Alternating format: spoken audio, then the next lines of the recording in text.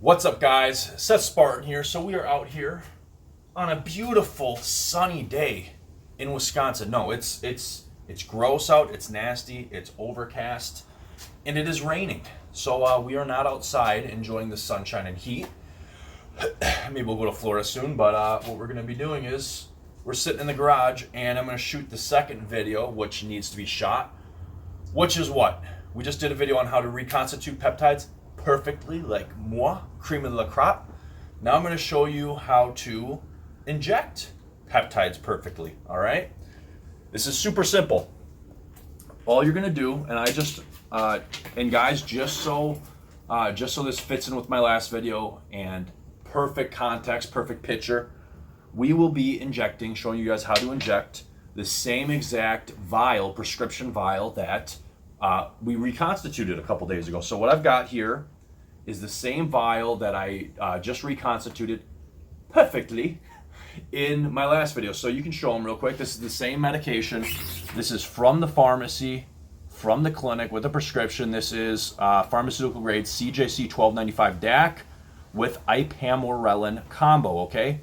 So last video I showed you how to reconstitute it, and now I'm going to show you how to perfectly inject it. So first thing I like to do, and this is probably a little bit, you don't have to do this. I like to do this because I know that over time, peptides are what? Amino acids, and they can move around in the solution. So they have mass to them, all right? So what I like to do is, this is just me, you don't have to do it. I like to do this. I like to turn the vial sideways, and you want to come in a little bit, turn the vial sideways, and just roll it like I showed you in the last video. And even though it's fully dissolved, I'll just roll it for like 5-10 seconds just to make sure everything is, I'm a perfectionist, guys. I do this just to make sure everything is perfectly, the solution is perfectly balanced, as in my shot is always the same.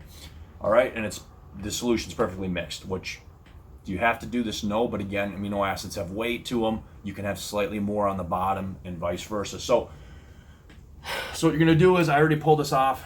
No big deal. So I already pulled this off. This is a 30 gauge 5/16 insulin syringe. Okay, 30 gauge 5/16 insulin syringe. No matter how skinny you are, no matter how fat you are, no matter who you are, you should never use anything for peptide injections, for HGH injections, for sub-Q injections than a 5/16 30 gauge or maybe 31 gauge. I personally prefer the 30 gauge. It's just, in my opinion, that's perfect. My favorite brand, if I had to pick, and it doesn't matter too much, but if I had to pick, my favorite brand is Excel, okay? So what we're gonna do here, and again, nothing but 30 gauge 5/16, get that in your head. Why would you use these 1/2 inch long? Why would you use something twice as long? All you have to do is break the skin, and in medical research, we see it's zero difference in absorption between a 5/16 and a 1/2 inch. No, even if the person's really fat, doesn't matter. And also, last thing I want to tell you guys, and when I show you guys how to inject testosterone, we'll go over this. You don't need to use a bigger pin, and you don't want to, because we want to minimize scar tissue. Even with sub-Q injections and peptide injections like we're going to do, always minimize scar tissue. You want to use the smallest needle. So that's why I tell you guys, for sub-Q, for peptides, and for HGH, 5/16 30 gauge or maybe 31 gauge. Moving on. All right, so what you're going to do is take the cap off. Take the cap off. Here's the syringe. What we're going to do is, and if you remember when we reconstituted it, this peptide, this is already balanced. So what we'll do is, I'm going to take a 125 microgram shot, about. So what I'm going to do is, I'm going to put in the same amount of air that I'm going to shoot out. So I'm going to take 20. All I'm going to do, straight in.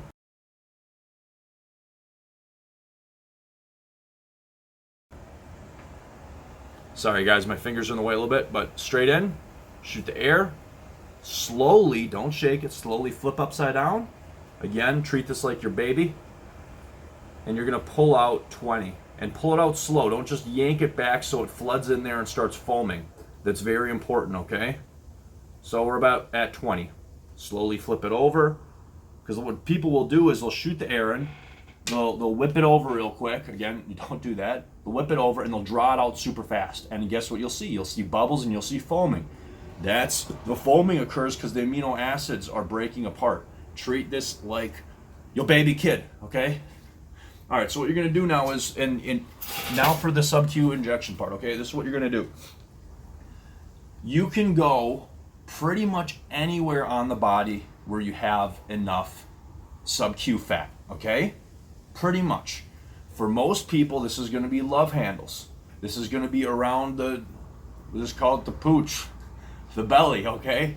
Your fat white belly.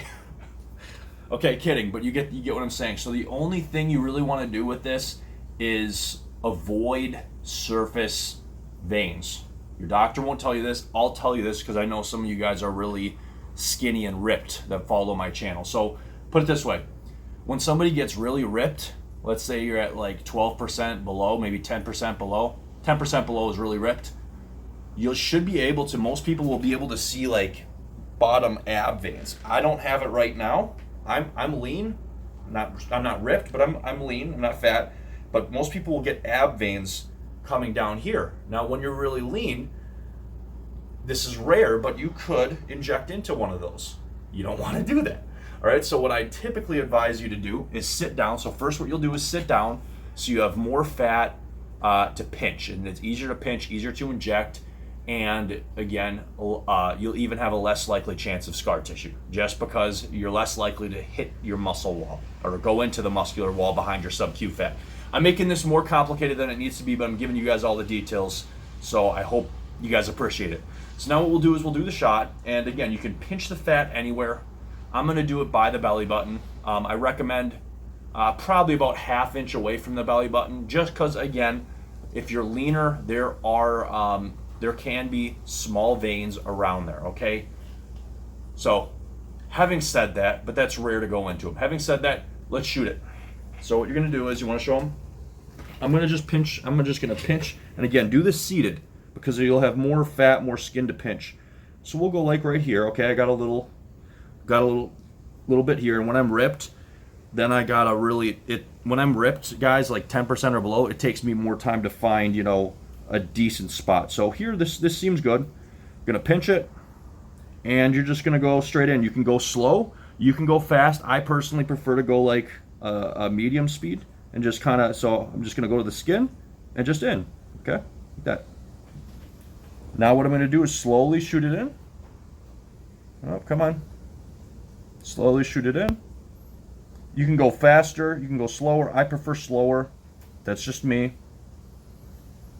because sometimes you'll be on a nerve. But I'm making this too difficult. So then what you do is shoot it in like that, and you just slowly pull it out, and you're done. That's perfect.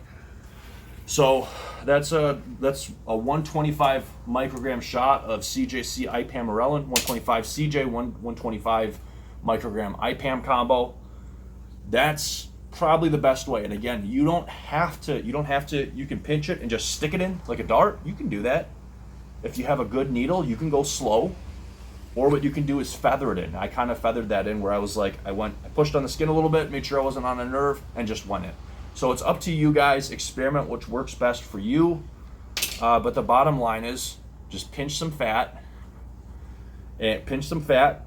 good spot, go in, slowly shoot it, and slowly out. It's pretty easy.